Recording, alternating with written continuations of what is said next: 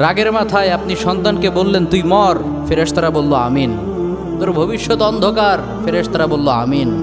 রেগে মেগে আপনি আপনার মেয়েকে বললেন জীবনেও তোর কপালে স্বামীর ভাত জুটবে না, ফেরেশতারা আবারও বলল আমিন।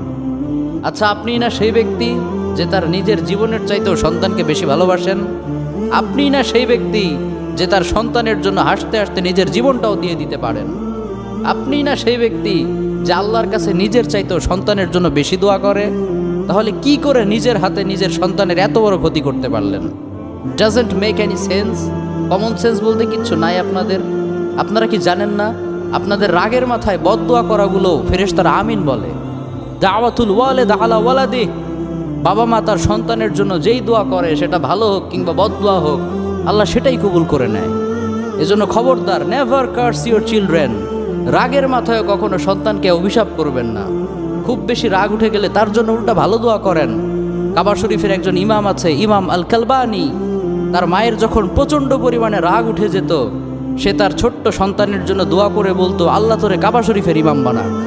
আল্লাহ ঠিকই তার দোয়া কবুল করেছে। এজন্য খুব বেশি রাগ উঠলে ভালো দোয়া করেন। আপনার সন্তানকে বললেন আল্লাহ তোরে হেদায়েত করুক, আল্লাহ তোরে আরো বড় করুক, এরকম চমৎকার দোয়াগুলো করবেন।